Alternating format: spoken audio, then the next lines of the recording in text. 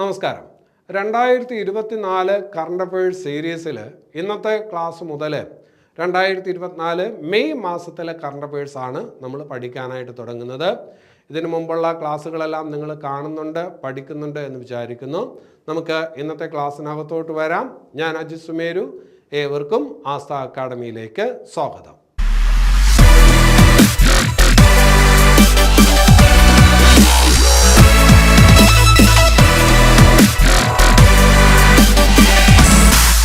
ശരി, അപ്പം നമുക്ക് ഇന്നത്തെ ക്ലാസ്സിലെ ആദ്യത്തെ പോയിന്റിലോട്ട് വരാം. ആദ്യത്തെ പോയിന്റ് ഇതാണ്: ഇന്ത്യൻ നാവികസേനയുടെ കപ്പലുകളിൽ ഉപയോഗിക്കുന്ന ഒരു പ്രതിരോധ സംവിധാനമാണ് ഏത്? മാരീജ്. അപ്പോൾ അത് ശ്രദ്ധിച്ചു വയ്ക്കണം. ഇന്ത്യൻ നാവികസേനയുടെ കപ്പലുകളിൽ ഉപയോഗിക്കുന്ന പ്രതിരോധ സംവിധാനമാണ് മാരീജ്. കുറച്ചുകൂടി കൃത്യമായിട്ട് പറഞ്ഞാൽ ഇന്ത്യൻ നാവികസേനയുടെ കപ്പലുകളിൽ ഉപയോഗിക്കുന്ന advanced torpedo defence system marriage. ഈ പറഞ്ഞ സംവിധാനം രൂപകൽപ്പന ചെയ്ത് നാവികസേനയ്ക്ക് കൈമാറിയത് കേരളത്തിലെ ഒരു കമ്പനിയാണ്. ഏത് കമ്പനിയാണ് എന്ന് പരീക്ഷയ്ക്ക് ചോദിച്ചേക്കാം. ഏത് കമ്പനിയാണ്? കെൽട്രോൺ ആണ്. അപ്പോൾ ചോദ്യം ഇങ്ങനെയാണ്: ഇന്ത്യൻ നാവികസേനയുടെ കപ്പലുകളിൽ ഉപയോഗിക്കുന്ന അഡ്വാൻസ്ഡ് ടോർപിഡോ ഡിഫൻസ് സിസ്റ്റമായിട്ടുള്ള മാരീജ് നിർമ്മിച്ച് നൽകിയ കേരളത്തിലെ കമ്പനി ഏത് എന്ന് ചോദിച്ചാൽ കെൽട്രോൺ ആണ്. ഇത് പറയുമ്പോൾ റെയിൽവേയുമായി ബന്ധപ്പെട്ട ഒരു സുരക്ഷാ സംവിധാനത്തിൻ്റെ പേര് നമ്മൾ മുമ്പ് പഠിച്ചായിരുന്നു. സിഗ്നലിങ്ങിലെ പിഴവ് കാരണം ട്രെയിനുകൾ തമ്മിൽ കൂട്ടിമുട്ടുന്നത് ഒഴിവാക്കുന്നതിന് വേണ്ടിയിട്ട് റെയിൽവേ ആവിഷ്കരിച്ച ഒരു സുരക്ഷാ സംവിധാനമുണ്ട്, നമ്മൾ പഠിച്ചിരുന്നു. അതിൻ്റെ പേര് കവച് എന്നാണ്. എന്താണ്? കവച് അല്ലേ? ഇവിടെ എന്താണ്? മാരീജ്. പേരുകൾ അങ്ങോട്ടും ഇങ്ങോട്ടും മാറിപ്പോകാതെ നോക്കുക. കവച് എന്ന് പറയുന്നതും വളരെ പ്രധാനപ്പെട്ട പോയിന്റാണ്, മനസ്സിലാക്കി വയ്ക്കുക. ഇനി അത് കഴിഞ്ഞിട്ട് മറ്റൊരു പ്രധാനപ്പെട്ട പോയിന്റിലോട്ട് വരാം. ഇന്ത്യയിലെ ആദ്യത്തെ ട്രാൻസ്ഷിപ്മെന്റ് തുറമുഖം. ഇന്ത്യയിലെ ആദ്യത്തെ ട്രാൻസ്ഷിപ്മെന്റ് തുറമുഖം. കേന്ദ്ര തുറമുഖ മന്ത്രാലയം അനുമതി കൊടുത്തതോടുകൂടി ഒരു തുറമുഖം ഇന്ത്യയിലെ ആദ്യത്തെ ട്രാൻസ്ഷിപ്മെന്റ് തുറമുഖമായിട്ട് മാറി. അത് ഏത് തുറമുഖമാണെന്ന് ചോദിച്ചാൽ നമ്മുടെ വിഴിഞ്ഞം തുറമുഖമാണ്. ട്രാൻസ്ഷിപ്മെന്റ് തുറമുഖം എന്ന് പറഞ്ഞാൽ ഉദ്ദേശിക്കുന്നത് എന്താണ്? അതിൽ തന്നെയുണ്ട് ഒരു കപ്പലിൽ നിന്ന് ലോഡ് ഇറക്കി മറ്റൊരു കപ്പലിലോട്ട് കയറ്റി വിടുന്നു. അതിനുള്ള സൗകര്യങ്ങളൊക്കെയുള്ള ഒരു തുറമുഖം. അതിനെയാണ് ട്രാൻസ്ഷിപ്മെന്റ് തുറമുഖം എന്ന് പറയുന്നത്. അപ്പോൾ ഇന്ത്യയിലെ ആദ്യത്തെ ട്രാൻസ്ഷിപ്മെന്റ് തുറമുഖം ഏതെന്ന് ചോദിച്ചാൽ വിഴിഞ്ഞം തുറമുഖമാണ്. ഇനി അത് കഴിഞ്ഞിട്ട് മറ്റൊരു പോയിന്റിലോട്ട് വരാം. പ്രധാനപ്പെട്ട ഒരു പോയിന്റാണ്, കുടുംബശ്രീയുമായി ബന്ധപ്പെട്ട ഒരു പോയിന്റാണ്. ഒരു പദ്ധതി, എന്നിടം എന്ന് പറയുന്ന പദ്ധതി, കുടുംബശ്രീയുമായി ബന്ധപ്പെട്ട് ആവിഷ്കരിച്ചിരിക്കുന്ന പദ്ധതിയാണ് എന്നിടം. എന്തിനു വേണ്ടിയിട്ടുള്ള പദ്ധതിയാണ് എന്ന് മനസ്സിലാക്കി വെക്കണം. കുടുംബശ്രീ അംഗങ്ങളുടെ സർഗാത്മക കഴിവുകൾ പ്രോത്സാഹിപ്പിക്കുന്നതിന് വേണ്ടിയിട്ട് വാർഡ് തലത്തിൽ നടപ്പിലാക്കുന്ന പദ്ധതിയാണ്. കുടുംബശ്രീ അംഗങ്ങളുടെ സർഗാത്മക കഴിവുകൾ പ്രോത്സാഹിപ്പിക്കുന്നതിന് വേണ്ടിയിട്ട് വാർഡ് തലത്തിൽ ആവിഷ്കരിച്ച് നടപ്പിലാക്കുന്ന പദ്ധതിയാണ് ഏത്? എന്നിടം. ശ്രദ്ധിച്ച് വയ്ക്കണം. ഇനി അത് കഴിഞ്ഞിട്ട് മറ്റൊരു പ്രധാനപ്പെട്ട പോയിന്റിലോട്ട് വരാം. ജീവശാസ്ത്ര ഭാഗത്ത് കറണ്ട് അഫയേഴ്സിൽ ചോദിക്കാൻ കൊള്ളാവുന്ന ഒരു ചോദ്യമുണ്ട്. അതിതാണ്, ഒരു അപൂർവ രോഗമാണ് അമീബിക് മസ്തിഷ്ക ജ്വരം. 2024 മെയ്യിൽ കേരളത്തിൽ വീണ്ടും റിപ്പോർട്ട് ചെയ്യപ്പെട്ട ഒരു അപൂർവ രോഗമാണ് അമീബിക് മസ്തിഷ്ക ജ്വരം. 2024 മെയ്യിൽ ഈ രോഗം റിപ്പോർട്ട് ചെയ്യപ്പെട്ടത് ഏത് ജില്ലയിലാണ് എന്ന് പരീക്ഷയ്ക്ക് ചോദിക്കാം. മലപ്പുറം ജില്ലയിലാണ്. മുമ്പ് ഇത് 2016 ആലപ്പുഴ ജില്ലയിൽ റിപ്പോർട്ട് ചെയ്തിരുന്നു. ഇപ്പോൾ 2024 വീണ്ടും ഈ രോഗം മലപ്പുറം ജില്ലയിൽ റിപ്പോർട്ട് ചെയ്തിട്ടുണ്ട്. അപ്പോൾ ആ രോഗം ഏതാണ്? അമീബിക് മസ്തിഷ്ക ജ്വരം അല്ലേ? പേര് കേൾക്കുമ്പോൾ തന്നെ അറിയാം ഇതിന് കാരണമാകുന്നത് അമീബയാണ്. അമീബ എന്ന് പറയുന്നത് ഒരു ഏകകോശ ജീവിയാണ് എന്ന് നിങ്ങൾക്ക് അറിയാം. മുമ്പ് കൊച്ചു ക്ലാസ്സുകളിൽ നമ്മൾ ഇതുപോലെ ഒരു രോഗം പഠിച്ചിട്ടുണ്ട്. അമീബയുമായി ബന്ധപ്പെട്ട ഒരു രോഗം പഠിച്ചിട്ടുണ്ട്. അമീബിക് ഡിസെൻറ്ററി, അമീബിക് വയറുകടി പഠിച്ചിട്ടുണ്ട്. അതിന് കാരണമാകുന്നത് എൻഡമീബ ഹിസ്റ്റോളിക്ക എന്ന് പറയുന്ന ഒരിനം അമീബയാണ് എന്ന് പഠിച്ചിട്ടുണ്ട്. അതുപോലെ അമീബിക് മസ്തിഷ്ക ജ്വരത്തിന് കാരണമാകുന്ന പ്രത്യേക ഇനം അമീബ ഏതെന്ന് ചോദിച്ചാൽ നിഗ്ലേറിയ ഫൗളേറിയയാണ്.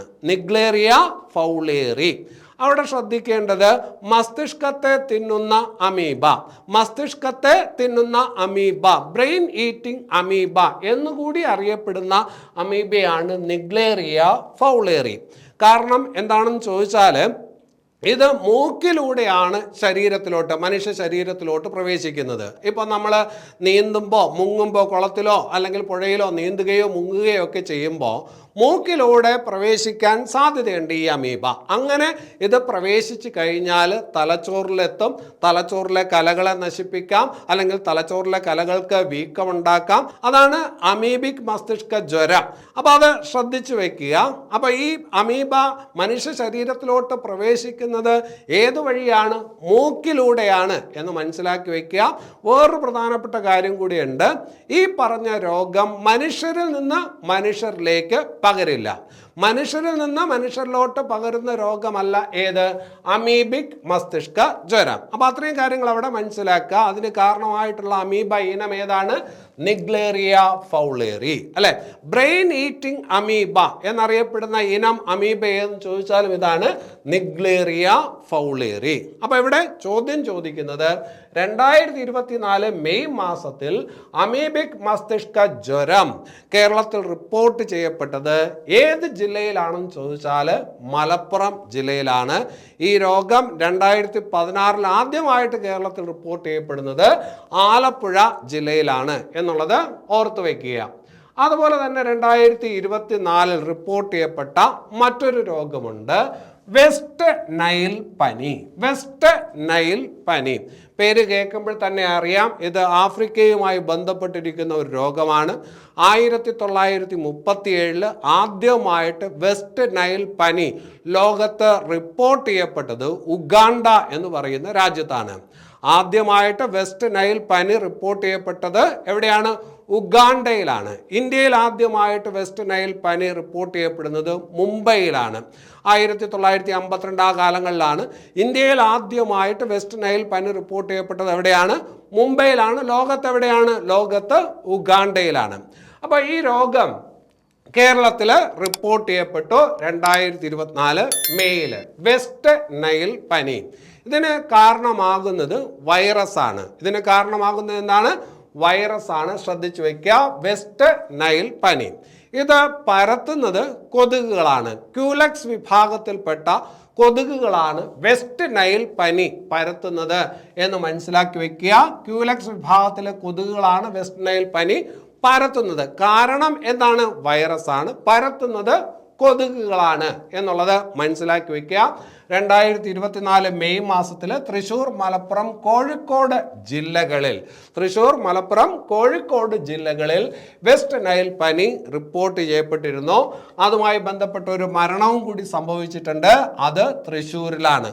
അതും പരീക്ഷയ്ക്ക് ചോദിക്കാം. 2024 മെയ്യിൽ വെസ്റ്റ് നൈൽ പനി കാരണം മരണം റിപ്പോർട്ട് ചെയ്യപ്പെട്ടത് കേരളത്തിലെ ഏത് ജില്ലയിലാണെന്ന് ചോദിച്ചാൽ തൃശ്ശൂർ ജില്ലയിലാണ്.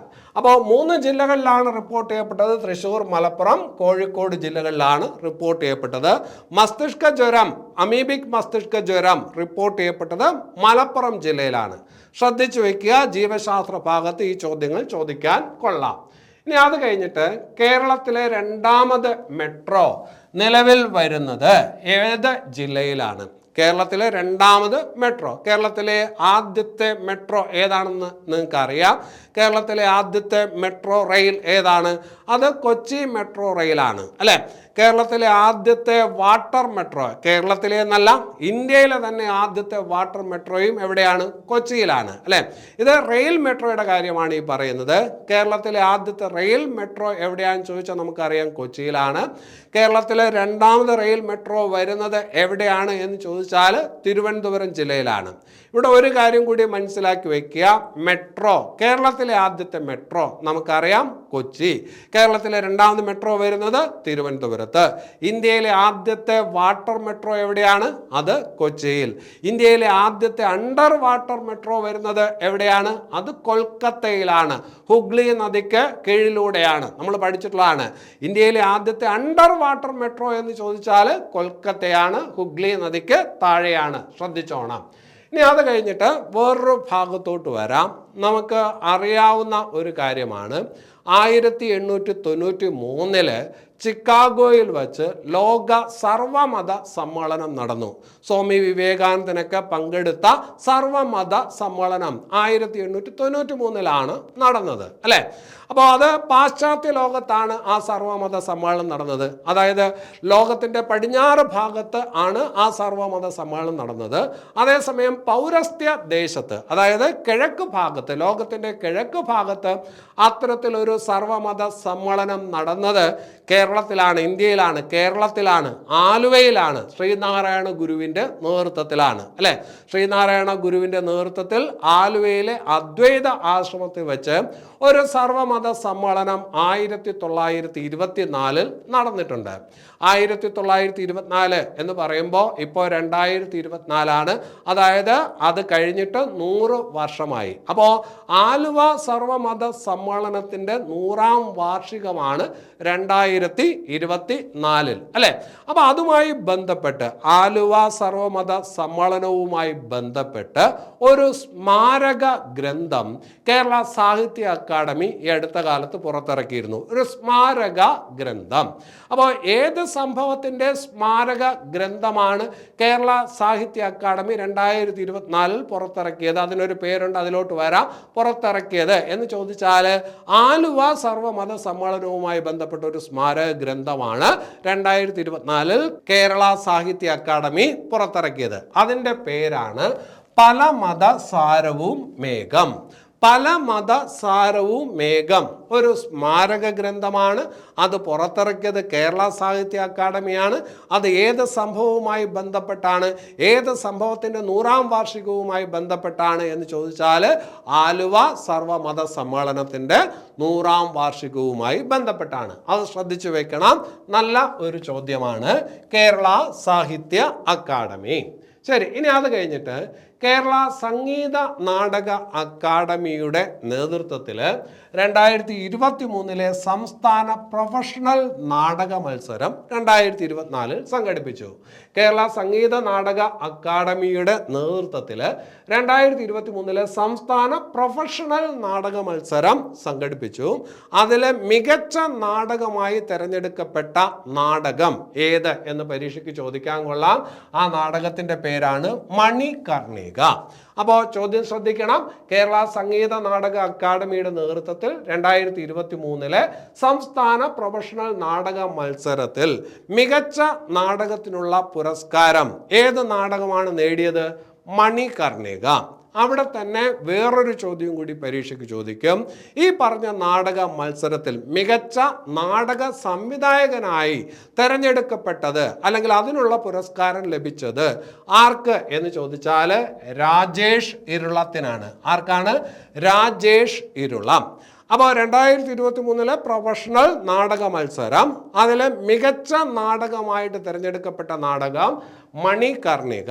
മികച്ച നാടക സംവിധായകനായി തിരഞ്ഞെടുക്കപ്പെട്ടത് രാജേഷ് ഇരുളമാണ്. അദ്ദേഹം സംവിധാനം ചെയ്ത ഒരു നാടകം ശാന്തം. ആ ശാന്തം എന്ന് പറയുന്ന നാടകം സംവിധാനം ചെയ്തതിന് ഏറ്റവും മികച്ച സംവിധായകനുള്ള അവാർഡ് അല്ലെങ്കിൽ പുരസ്കാരം ആർക്കാണ് ലഭിച്ചത്? രാജേഷ് ഇരുളത്തിനാണ് ലഭിച്ചത്. അപ്പോൾ അതൊന്ന് ശ്രദ്ധിച്ചു വെക്കുക. ഇനി അത് കഴിഞ്ഞിട്ട് 2023 47ാമത് കേരള ഫിലിം ക്രിട്ടിക്സ് അവാർഡ് 2023 2024 ഇത് പ്രഖ്യാപിച്ചത്. 2023 47ാമത് കേരള ഫിലിം ക്രിട്ടിക്സ് അവാർഡ്. ആ അവാർഡ് കിട്ടിയ ചലച്ചിത്രം, മികച്ച ചലച്ചിത്രത്തിനുള്ള അവാർഡ് ലഭിച്ച ചിത്രം ഏത് എന്ന് ചോദിച്ചാൽ ആട്ടം എന്ന് പറയുന്ന ചലച്ചിത്രത്തിനാണ് അല്ലേ. നമ്മൾ ഒരുപാട് തവണ പറഞ്ഞിട്ടുള്ള ഒരു പേരാണ് ആട്ടം അല്ലേ. അപ്പോൾ 2023 47ാമത് കേരള ഫിലിം ക്രിട്ടിക്സ് അവാർഡ്, മികച്ച ചിത്രത്തിനുള്ള ഫിലിം ക്രിട്ടിക്സ് അവാർഡ് നേടിയ ചിത്രം ഏതെന്ന് ചോദിച്ചാൽ ആട്ടം എന്ന് പറയുന്ന സിനിമയാണ്. ഇവിടെ ഈ പറഞ്ഞ കേരള ഫിലിം ക്രിട്ടിക്സ് അവാർഡ് അത് ശ്രദ്ധിച്ചു വെക്കേണ്ട കാര്യമാണ്. നമുക്കറിയാം സംസ്ഥാന ഗവൺമെൻറ് നൽകുന്ന ചലച്ചിത്ര പുരസ്കാരമുണ്ട്. സംസ്ഥാന ഗവൺമെൻറ് നൽകുന്ന ചലച്ചിത്ര പുരസ്കാരം അതിൻ്റെ ജേതാക്കളെയൊക്കെ തീരുമാനിക്കുന്നതിന് ഒരു സമിതി ഉണ്ടായിരിക്കും, ജൂറികളുണ്ടായിരിക്കും. അവരെല്ലാം ചേർന്നാണ് പുരസ്കാര ജേതാക്കളെ കണ്ടെത്തുന്നത് അല്ലേ. അതുപോലെ തന്നെ സംഘടിപ്പിക്കപ്പെട്ടിട്ടുള്ള ഒരു ചലച്ചിത്ര പുരസ്കാരമാണ് കേരള ഫിലിം ക്രിട്ടിക്സ് അവാർഡ്. അവിടെയും ജൂറികളുണ്ടായിരിക്കും. അവർ ചലച്ചിത്രങ്ങളൊക്കെ കണ്ട് വിലയിരുത്തിയാണ് അവാർഡ് നിശ്ചയിക്കുന്നത്. അങ്ങനെ ഒരു പ്രാധാന്യം കേരള ഫിലിം ക്രിട്ടിക്സ് അവാർഡിനുണ്ട്.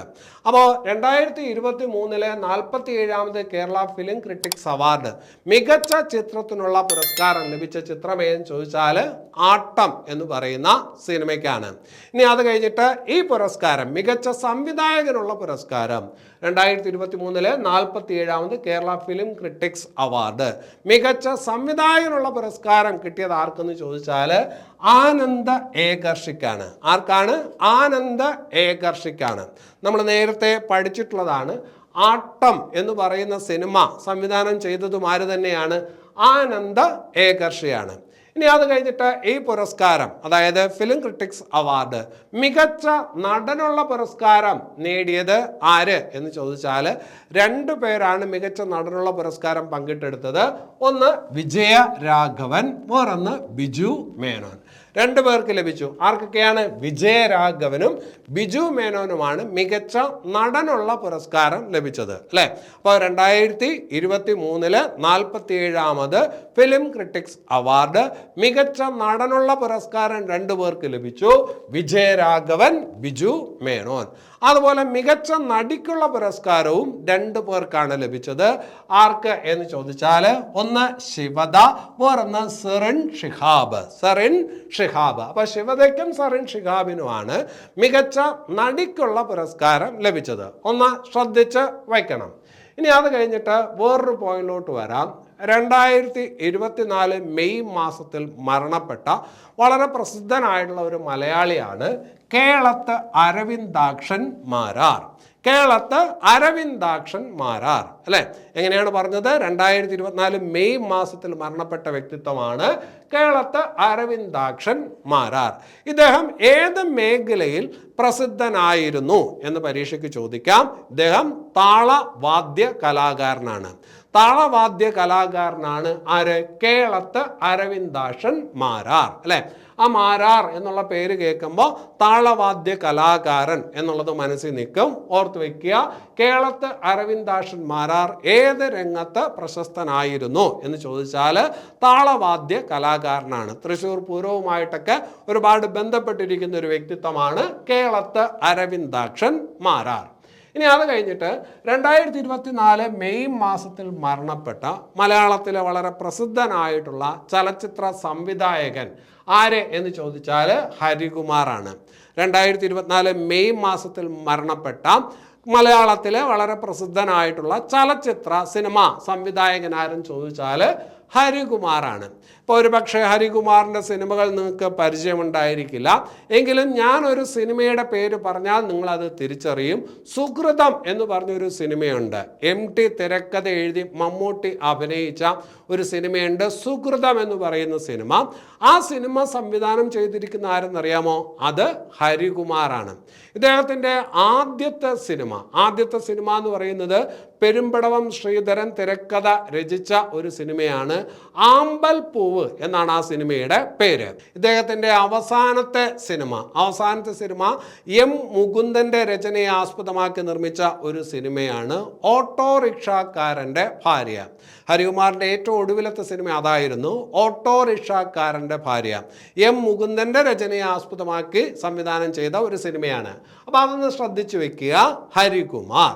ശരി, ഇനി അത് കഴിഞ്ഞിട്ട് 2024 ONV സാഹിത്യ പുരസ്കാരം ലഭിച്ചത് ആർക്കാണ്?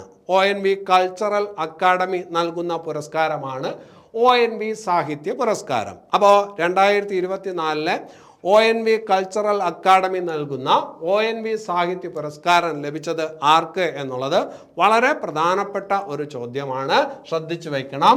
പ്രതിഭ റായിക്കാണ്. നമുക്കറിയാം പ്രതിഭ റായി, പേര് കേൾക്കുമ്പോൾ തന്നെ അറിയാം, മലയാളിയല്ല. പിന്നെ എവിടുത്തുകാരിയാണ്? ഒഡീഷക്കാരിയാണ്. ഒഡീഷക്കാരിയാണ് ആര്?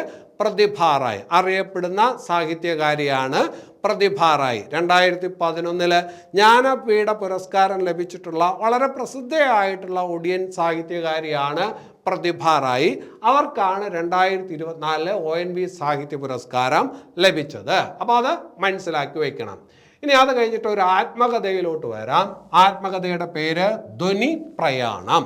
ധ്വനിപ്രയാണം മലയാളത്തിലെ അറിയപ്പെടുന്ന ഒരു സാഹിത്യകാരിയുടെ അല്ലെങ്കിൽ സാഹിത്യ നിരൂപകയുടെ ആത്മകഥയാണ്. മലയാളത്തിൽ അറിയപ്പെടുന്ന ഒരു എഴുത്തുകാരിയുടെ അല്ലെങ്കിൽ സാഹിത്യ നിരൂപകയുടെ ആത്മകഥയാണ് ധ്വനിപ്രയാണം. ആരുടെ ആത്മകഥ എന്ന് ചോദിച്ചാൽ എം ലീലാവതിയുടെ ആത്മകഥയാണ് ധ്വനിപ്രയാണം. അപ്പോൾ മലയാളത്തിലെ പ്രസിദ്ധ എഴുത്തുകാരി സാഹിത്യ നിരൂപക എം ലീലാവതിയുടെ ആത്മകഥയുടെ പേരെന്താണ്? ധ്വനിപ്രയാണം. അപ്പോൾ അത് ശ്രദ്ധിച്ച് വയ്ക്കണം. ഇനി അത് കഴിഞ്ഞിട്ട് മറ്റൊരു പ്രധാനപ്പെട്ട ഭാഗത്തോട്ട് വരാം. കേന്ദ്ര സ്റ്റാറ്റിസ്റ്റിക്സ് മന്ത്രാലയം 2024 പുറത്തുവിട്ട ഒരു റിപ്പോർട്ട് പ്രകാരം യുവാക്കൾക്കിടയിൽ തൊഴിലില്ലായ്മ നിരക്ക് ഏറ്റവും കൂടുതലുള്ള സംസ്ഥാനം ഏതാണ്?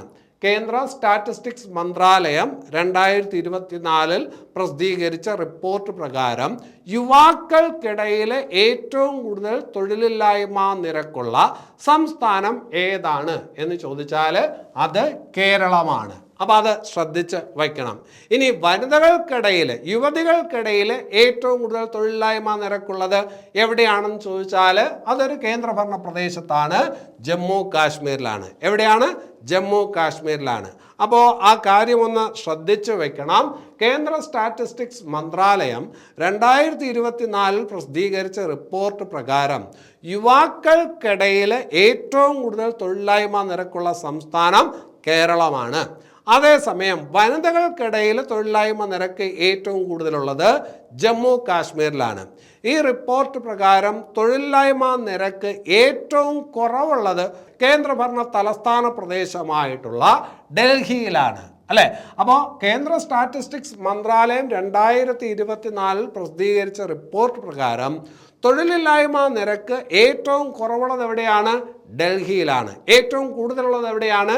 കേരളത്തിലാണ്. ശ്രദ്ധിച്ച് വയ്ക്കണം. ഇനി അത് കഴിഞ്ഞിട്ട് വേറൊരു പ്രധാനപ്പെട്ട പോയിന്റിലോട്ട് വരാം. ഏതാണ്ട് 7000 വർഷങ്ങൾക്ക് മുമ്പ് ഉൽക്കാപതനത്തിലൂടെ ഉണ്ടായ ഒരു വലിയ ഗർത്തം ഗവേഷകർ ഈ അടുത്ത കാലത്ത് ഇന്ത്യയിൽ ഒരു സംസ്ഥാനത്ത് കണ്ടെത്തി. എങ്ങനെയാണ് പറഞ്ഞത്?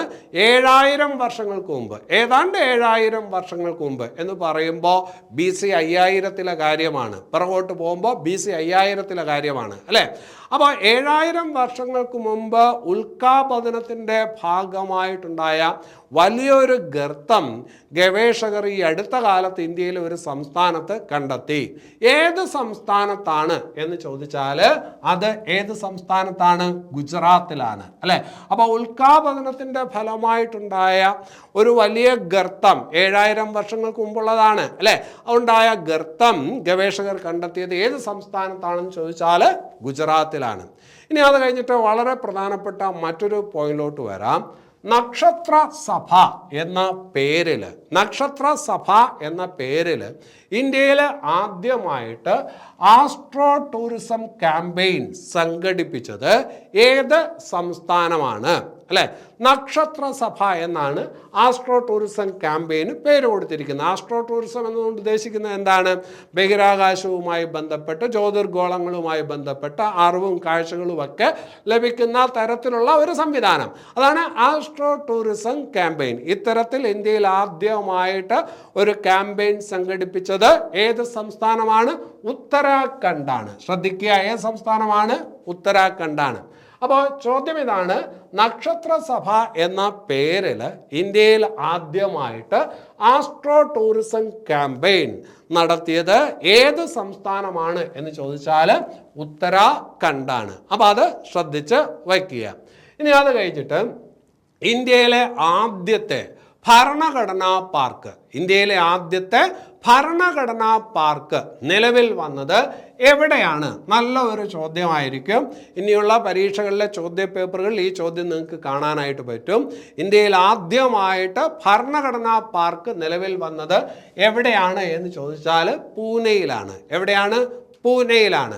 ഇന്ത്യൻ സൈന്യത്തിൻ്റെയും പൂനെയിൽ തന്നെയുള്ള ഒരു വ്യവസായിയുടെയും നേതൃത്വത്തിലാണ് ഈ പറഞ്ഞ ഭരണഘടനാ പാർക്ക് എവിടെ നിലവിൽ വരുന്നത്? പൂനെയിൽ നിലവിൽ വരുന്നത്.